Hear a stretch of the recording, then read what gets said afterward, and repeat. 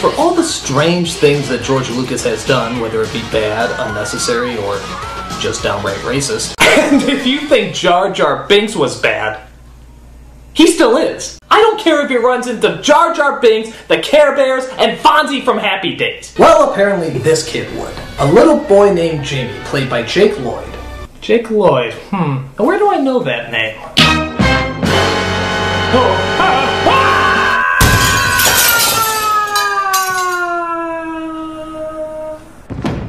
My God, what a tall building!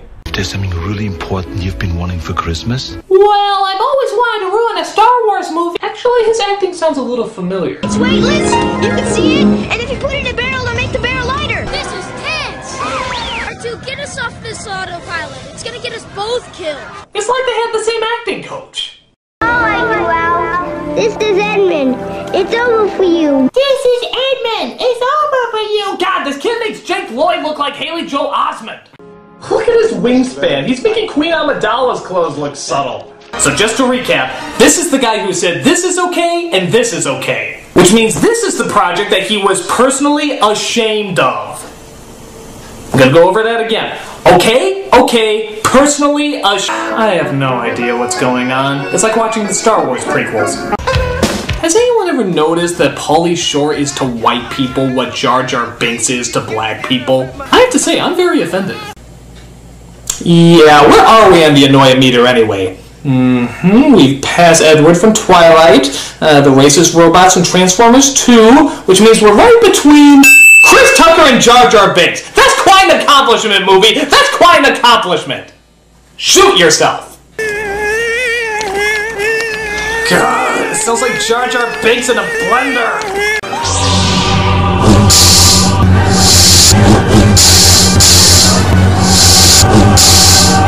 It's basically just the rollerblade version of the pod race from episode 1. First minute's kind of fun, second minute's a little annoying, third minute is just grating, and fourth minute we got 12 more minutes of this shit!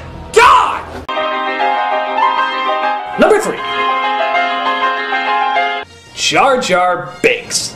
As if I even need to go into much detail. He cemented himself as one of the most annoying characters in all of cinema.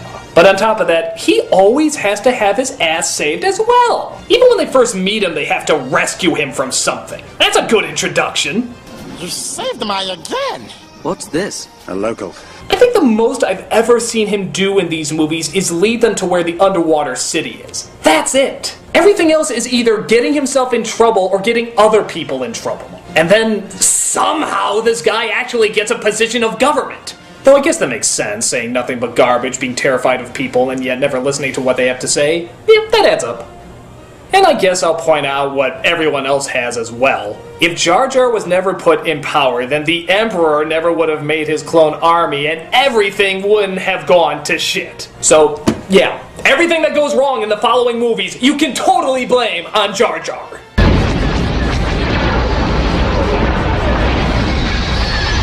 What else do I even need to say about him? His voice sucks, the character sucks, he can't take care of himself, and he doomed all the galaxy. Fuck him! I spec? The ability to speak does not make you intelligent. That is bad. That is very, very bad. Wow, I've never heard a horrible catchphrase try to be so needlessly nailed into your head since. Ah, word. One of the few people who's indifferent to Dane Cook. I don't love him, I don't hate him, but this is bad. Really bad. I mean, this is like Jar Jar bad. How about when that little Star Wars pimple said it? Are you an angel? We try.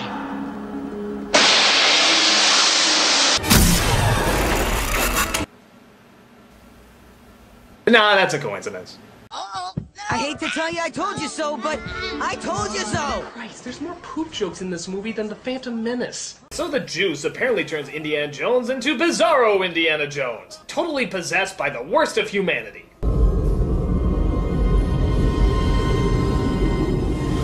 Metachlorians is a great idea. Oh, which one should I go with? Which one should I go with?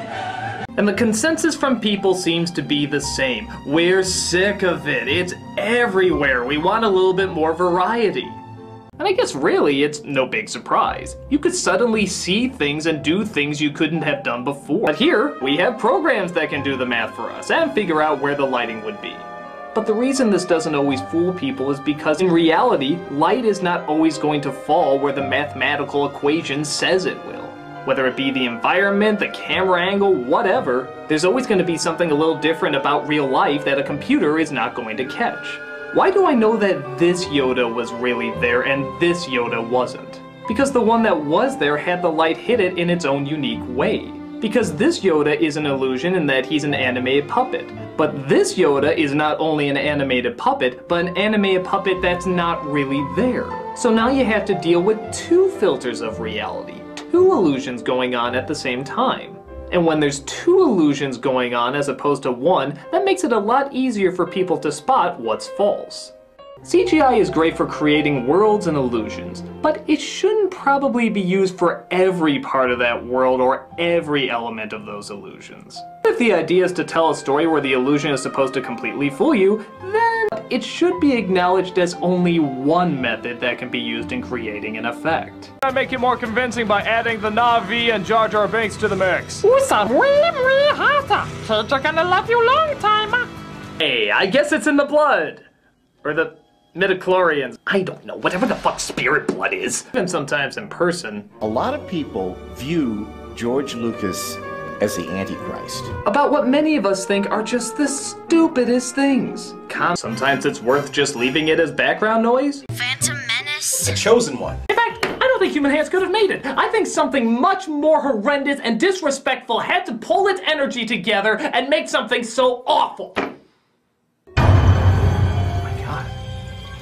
I just figured it out. The horrible CG animation, the awful stereotypes, the tremendously unfunny humor, the fact that everything in this movie is despicably awkward and unnatural. My God! I know who directed this film! Also need way more fart jokes. Lots of more fart jokes. This is gonna be a greater for the food fighter tour. From hell's motherfucking heart, I stab at thee! Wait a minute. Anakin Skywalker's transition was more complex. Tired of a movie giving you an unbelievable experience, only to find years later the same filmmakers fuck it up with their shitty sequel or spin-off? Maybe midichlorians aren't such a bad idea. Wake up!